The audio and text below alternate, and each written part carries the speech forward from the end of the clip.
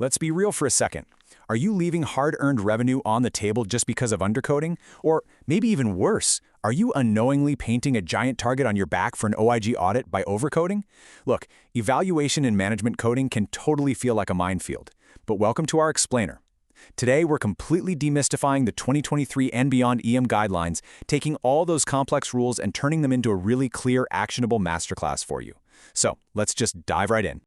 All right, here is our roadmap for today. We're looking at the new EM landscape, mastering time, mastering MDM, split or shared visits, and finally, those tricky audit traps. Section 1. The new EM landscape. Let's get right into this foundational shift. So the contrast between the past and present is honestly pretty stark. If you remember the old pre-2021 rules, we were totally trapped in the strict bullet counting game for history and exam. It just led to endless templates and massive note bloat, right? But the AMA has beautifully streamlined this whole thing. The new rule, your EM level is now based entirely on either medical decision-making or total time. You literally just choose the method that gets you the highest appropriate reimbursement. The focus is finally back on patient care, where it belongs, not just checking boxes. But before we even think about calculating levels, you've got to know exactly who you're treating. Is this patient new or established? Now, the 3-year rule here is incredibly strict. A new patient is someone who hasn't received any professional, face-to-face services from you or another provider of the exact same specialty and subspecialty in your group practice within the past 3 years. Listen, that subspecialty distinction, it's a massive detail that gets missed all the time, but it completely dictates your starting code. To map this out visually, you can just follow this simple logic path. You ask, has the patient received professional services within 3 years? Yes. Was it the exact same specialty? Yes. Was it the exact same subspecialty? If yes, well, they're established. If no, boom, you've got a new patient.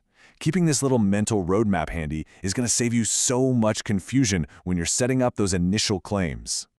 Moving on to Section 2, Mastering Time-Based Coding. Let's talk about counting those minutes. Okay, so how do we actually define time under these new guidelines? Well, it's the total face-to-face and non-face-to-face work performed by the provider. But here's the kicker. It has to be on the exact calendar date of the encounter. Guys, this is a massive win for us. All that behind-the-scenes work you're doing on the day of the visit, it officially counts towards your level of service now. So what exactly builds up that time? You can count the time you spend preparing to see the patient, like reviewing tests before you even walk in the room, obviously the exam itself and any counseling count, but here is where it really gets lucrative. Documenting clinical information in your EHR on that same calendar date, that counts. Care coordination counts. Even ordering medications counts. This is just incredibly valuable, especially for providers who spend a huge chunk of their day doing chart reviews. But hold on, you can't just count everything. This is exactly where auditors catch people off guard. You absolutely must exclude travel time. You also have to exclude time spent on any procedure you're billing separately on that same day. No double dipping allowed, period. And you've got to exclude general teaching time if it's unrelated to that specific patient's care. Basically, you just need to keep your math strictly focused on the clinical work for that one patient on that specific day. All right, Section 3. Mastering MDM, medical decision-making. This is often the way better path for complex cases. Okay, so this official AMA Levels of Medical Decision-Making table is pretty much your ultimate cheat sheet. You can see it categorizes encounters starting from straightforward all the way up to high complexity. Your level is figured out by assessing 3 things: the number of problems addressed, the complexity of data reviewed, and the overall risk to the patient. It's really just a matrix that scales perfectly with your cognitive workload. Like I said, MDM always boils down to those 3 specific elements: the problems addressed, the data you reviewed, and the risk of complications. But pay attention here, because this is the most critical takeaway. To actually qualify for a specific level, you only need to meet or exceed the threshold in 2 of these 3 categories. You do not need all 3. Knowing this rule is a huge tactical advantage for your coding strategy. Now, I want to point out a very special exception for the emergency department. Do you notice something missing from this ED-MDM grid? Yep, there is absolutely no mention of time anywhere. In the ED setting, time is just never a factor. Services like a 99285 are dictated totally by the MDM grid, and that's regardless of whether the patient is new or established, and regardless of how many minutes the doctor actually stood in the room. Up next, Section 4, Split or Shared Visits. Let's talk team-based care. So when a physician and another qualified healthcare professional team up, the big question is, who actually gets to report and bill for it? Well, the guidelines say it's whoever performs the substantive portion of the encounter.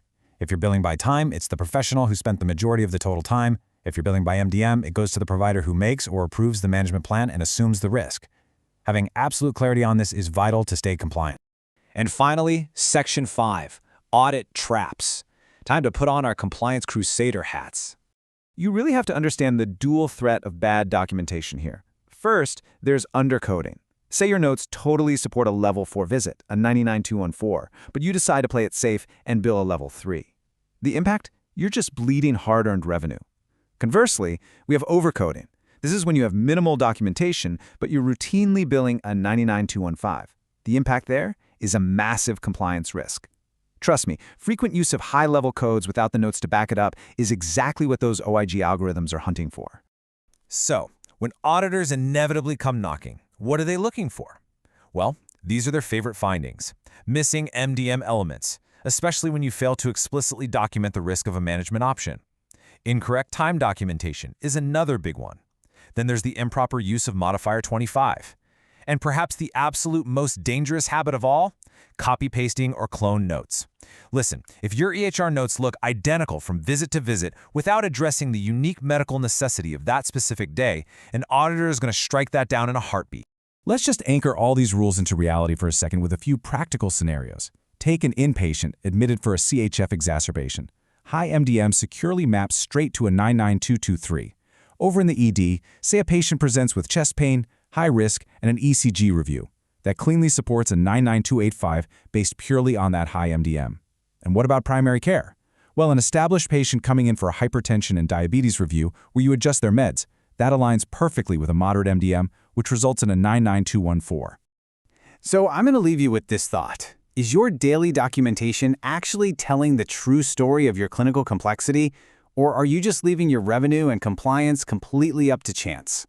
Master that MDM grid, track your exact time really carefully, and always let the clinical reality drive your code. Don't forget to like, share, and subscribe to Decode Healthcare with Harshal.